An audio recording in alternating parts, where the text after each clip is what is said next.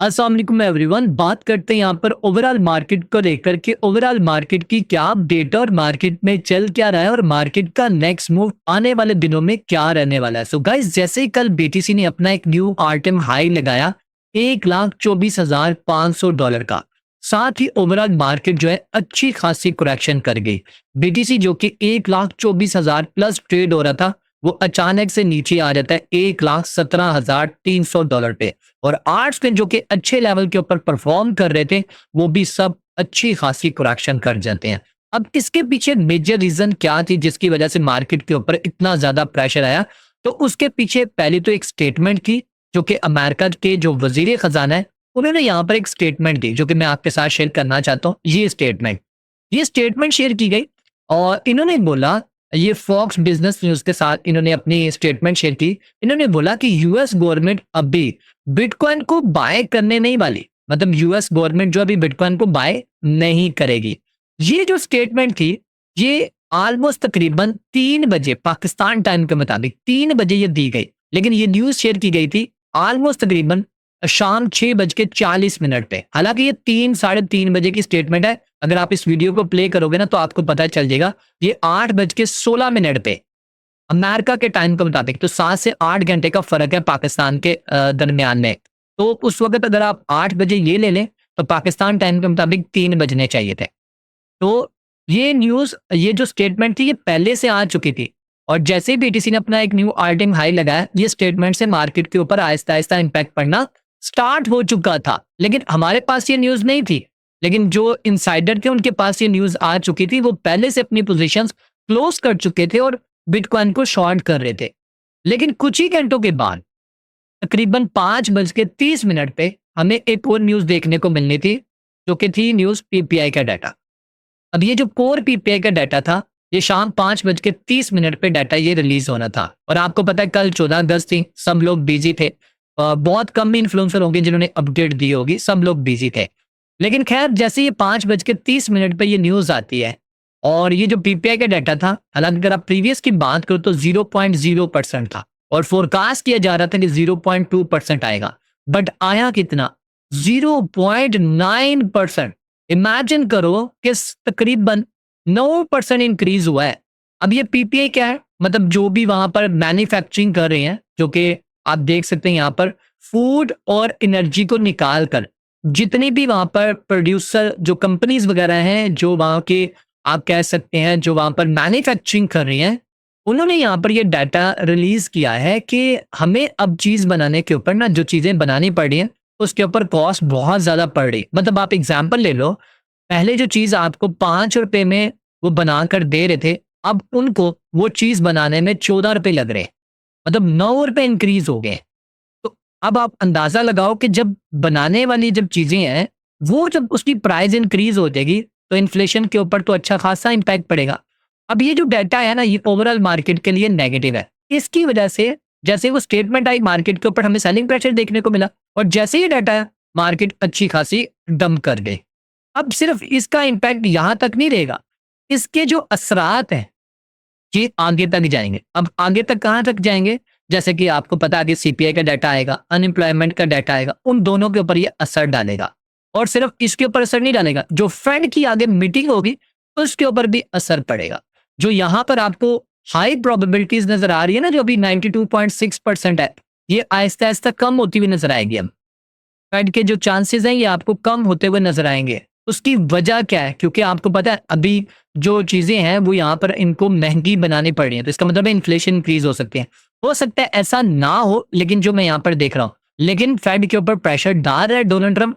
वो चाहता है कि 1% तक इंटरेस्ट आए, 1% होना चाहिए, लेकिन अभी तक ऐसा कहीं पर दूर दूर तक नजर नहीं आ रहा। तो खैर, इसके ऊपर भी आपकी नजर होनी चाहिए। और आने वाले दिनों में हमें यहाँ पर जेरम पॉल की स्पीक भी देखने को मिलेगी, क्योंकि एफएमसी मीटिंग के मिनट्स रिलीज होंगे, आई थिंक 20 अगस्त को है, और उस दिन इसकी जो है स्पीक होगी। और पाकिस्तान टाइम के मुताबिक तकरीबन 8 से 11 बजे तक ये चलती रहेगी। तो ये बहुत इंपॉर्टेंट रहने वाली है। वैसे तो डाटा आज भी आना है, इसका भी इम्पैक्ट पड़ेगा ओवरऑल मार्केट के ऊपर, इसके ऊपर भी नजर रखनी है। और इसके अलावा क्या क्या चल रहा है मार्केट में, उसके ऊपर हम बात कर लेते हैं। तो कल माइकल सेलर ने बोला है, जैसे बिटकॉइन नीचे गिर गया तो उन्होंने बोला कि आपके लिए गिफ्ट है कि आपको बिटकॉइन में इतनी वोलेटिलिटी मिल रही है तो आपको इससे फायदा उठाना चाहिए। ये चांस बार बार नहीं मिलते, आपको फायदा उठाना चाहिए। आज जो है एसईसी के जो चेयरमैन है पॉल एटकिंस, उन्होंने भी डिस्कस करना है प्रोजेक्ट क्रिप्टो के ऊपर, यानी कि वही पॉलिसी के ऊपर बात करेंगे, रेगुलेशन के ऊपर बात करेंगे। आज ये कल का बताया जा रहा है, आज शाम 5:30 पे या 5 बजे जो है यहाँ पर ये डिस्कस करते हुए नजर आएंगे। उसके अलावा $2.57 ट्रिलियन की जो एसेट मैनेजर सिटी ग्रुप की जो कंपनी है या ग्रुप कह सकते हैं, उन्होंने बोला है कि वो भी अपनी सर्विस में अब स्टेबल कॉइन जो है उसको ऐड करने वाले हैं आने वाले दिनों में। ये भी एक बुलिश साइन है। अच्छा, अब कल देखो ना, ये वजीर खजाना ने ये स्टेटमेंट दी थी कि हम अभी जो यूएस की गवर्नमेंट है वो भी बिटकॉइन को अपनी बाइंग में नहीं रखना चाह रही। ये पॉलिटिकल एक स्टेटमेंट्स होती है, मैंने कल भी आपको लाइव स्ट्रीम में बताया था। अब देखो 14 घंटे पहले की ये स्टेटमेंट देखो, इसने क्या बोला है? वजीर खजाना ने बोला है कि यूएस गवर्नमेंट कुछ ऐसा एक्सप्लोर कर रही है जिससे वो बिटकॉइन को एक्वायर कर सके और ताकि जो इनका रिजर्व उसमें एक्सपेंड कर सके, मतलब ऐसा कुछ सोर्स ढूंढ रही है जिससे वो बिटकॉइन को एज अ रिजर्व के तौर पे खरीद सके। कल क्या कह रही थी? कल कह रहे थे कि अभी कोई इरादा नहीं है बिटकॉइन खरीदने। अब देखो जैसे बिटकॉइन को नीचे गिरा दिया, अब देखो स्टेटमेंट ये आने स्टार्ट हो गए। ये जो होते हैं ना, ये ऐसे ही करते हैं, ये जितने भी ऊपर बैठे हुए हैं ना मगरमच्छ, ये इस तरह ही करते हैं, मार्केट को जानबूझ के मैनिपुलेट करवाते हैं ताकि रिटेलर यहाँ पर पैनिक हो और ये लोग यहाँ पर आके बाइंग करें। इन्होंने खुद बाइंग करनी होती है तो ये इस तरह की नेगेटिव न्यूज़ मार्केट में डाल देते हैं। हाँ, जैसे मैंने आपको यहाँ पर बताया कि जो फेडरल रिजर्व है उनकी स्पीच है नेक्स्ट वीक में, यानी कि 20 अगस्त को हमें यहाँ पर स्पीच देखने को मिलेगी जो कि पॉलिसी और फ्रेमवर्क के ऊपर ये बात करेगा। तो इसके अलावा और क्या है, आज एक और भी न्यूज़ है जो कि इम्पोर्टेंट है। आपको पता है प्रेसिडेंट ट्रंप और पुतिन के दरमियान में आज जो है वो टॉक होगी, वो वार को लेकर जो यूक्रेन और रशिया के दरमियान में हुई। अगर इनकी दरमियान में अच्छी रहती है, पीस टॉक रहती है, रात तकरीबन 12 साढ़े 12 बजे ये होगी, तो अगर इन दोनों के दरमियान में बातचीत अच्छी हो जाती है तो ओवरऑल मार्केट के ऊपर एक पॉजिटिव इंपैक्ट देखने को मिलेगा। और अगर नहीं होती तो फिर मार्केट के ऊपर हमें नेगेटिव असरात देखने को मिलेंगे। और इसके अलावा आर्ट्स गन को लेकर आप में से काफी लोग मुझे बार बार पूछ रहे थे, तो मैंने आपको बोला है कि आर्ट्स गन को भाई फोल्ड रखो, जितने नीचे मिलते हैं उतने आप उसको बाय करो। मंथ ऑफ अगस्त आपके पास एक अच्छा चांस होता है जिसमें आपको बाइंग करनी चाहिए। कितनी बार आपको बता चुका हूँ कि आप यहाँ पर अपनी बाइंग प्लान कर सकते हो। हाँ ठीक है, थोड़ी बहुत करेक्शन करते हैं वहां पर डीसीए करो, लेकिन अभी भी आर्ट सीजन आने वाला है। मतलब समझो कि आप आर्ट सीजन में एंटर हो, जो मेजर है, बड़ा जो आना है वो भी आने वाला है। अब अगर आप यहाँ पर गूगल का डाटा चेक करो ना, तो ये भी इस चीज के बारे में बताता है कि लोगों का जो इस टाइम इंटरेस्ट है वो किस में है, वो आर्ट्स करने। यहाँ पर आप देखो बहुत तेजी के साथ यहाँ पर ट्रेंड जो है वो इंक्रीज होता हुआ नजर आ रहा है। मतलब लोग जो है यहाँ पर आर्ट्स को बाइंग बाइंग बाइंग करते जा रहे हैं, मतलब बाय पे बाय करते जा रहे हैं। ये लास्ट टाइम भी ऐसा ही हुआ था। उसके बाद 2017 की मैं बात बता रहा हूँ, उस वक्त भी हमें आर्ट्स को अच्छे खासे पंप करते हुए नजर आए। और 2021 में भी देखो, 2021 में भी ऐसा हुआ था, उस वक्त भी आर्ट्स पर अच्छे परफॉर्म कर गए। अब जैसे इसने इस लेवल को ब्रेक कर देना, उसके बाद यहाँ से यहाँ तक एक्सपेक्ट किया जा रहा है। अगर यहाँ तक आता है, यू इमेजिन कितना आपकी आर्ट्स को पंप कर सकते हैं, आप इमेजिन भी नहीं कर सकते। आई होप सो ऐसा ही होगा और हमें आर्ट्स को अच्छे खासे परफॉर्म करते हुए नजर आएंगे। अगर आप मार्केट के सेंटीमेंट्स की बात करो तो ये दोबारा से 60 पे आ चुके हैं। हालांकि अगर आप कल की बात करो तो 75 पे थे। ये 60 पे तब आया जब थोड़ा सा बीटीसी ऊपर गया, नहीं तो ये न्यूट्रल में थे, 55 54 पे थे। खैर, अगर बीटीसी मजीद नीचे की तरफ आता है तो ये न्यूट्रल और फेयर जोन में भी आ सकता है। और अब बात करते हैं यहाँ पर मार्केट टेक्निकली तौर के ऊपर हमें किस सब मूव करती हुई नजर आ रही है। बीटीसी की बात करें तो बीटीसी सिस्टम ट्रेड हो रहा है $1,18,960 के ऊपर। वीकली कैंडल अगर आप देखो दोबारा से बेरिश हो चुकी है। मैं चाहता था कि ये इस ब्लैक लाइन से नीचे ना आए, बट चांसेस ज्यादा है कि 20 अगस्त के बाद दोबारा से बीटीसी एक न्यू ऑल टाइम हाई लगा सकता है, अगर यहाँ पर जेरम पॉल की स्पीक जो है अगर वो पॉजिटिव रहती है तो। अगर वो पॉजिटिव नहीं होगी तो फिर मार्केट के ऊपर मजीद प्रेशर देखने को मिलेगा। तो बीटीसी के ऊपर आप नजर रखो। देखो, मैं अभी एक्सपेक्ट नहीं कर रहा, जो लोग यहाँ पर एक्सपेक्ट कर रहे हैं ना कि बीटीसी क्रैश होने वाला, ये होने वाला, वो होने वाला, सब अभी ड्रामेबाजी है। अभी वो टाइम नहीं आया।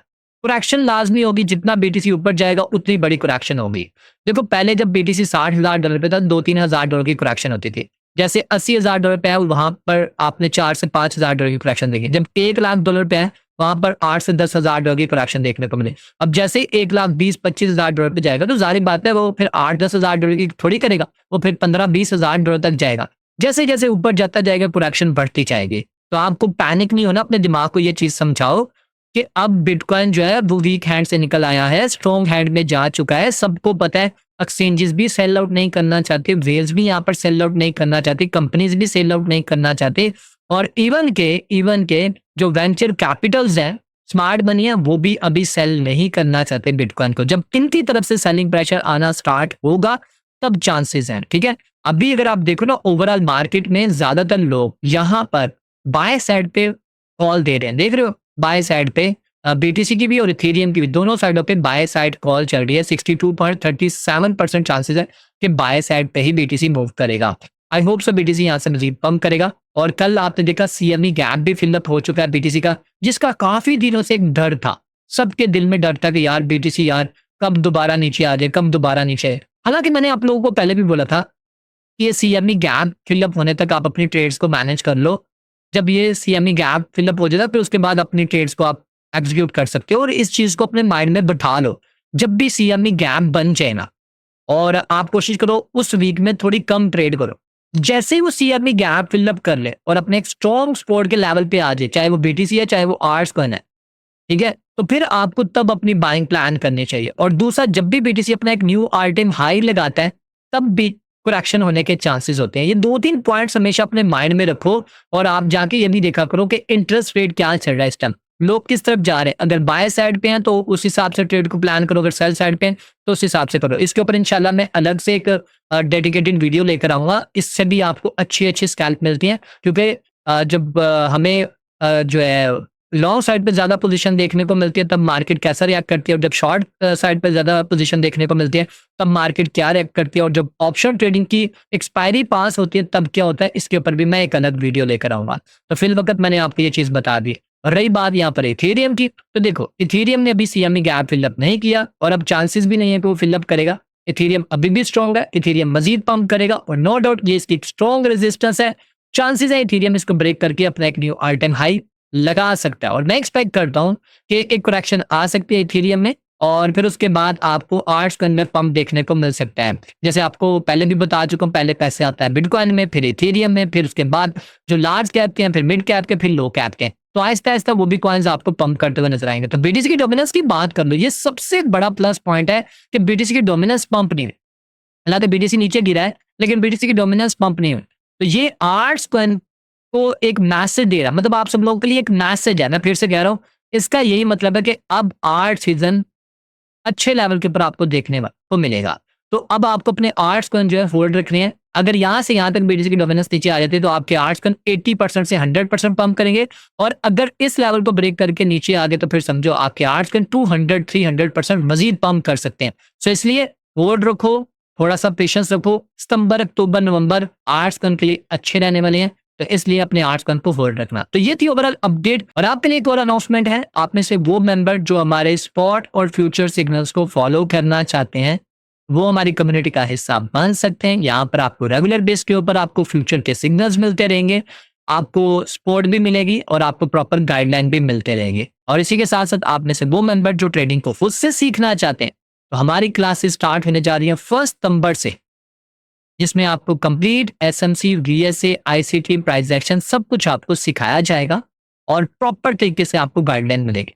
तो आप उससे भी फायदा उठा सकते हैं। तो अगर आप अप्लाई करना चाहें तो आप हमारे साथ कांटेक्ट कर सकते हैं। तो गाइस, अब मिलते हैं नेक्स्ट वीडियो में। अपना ख्याल रखिए, टेक केयर, अल्लाह हाफिज।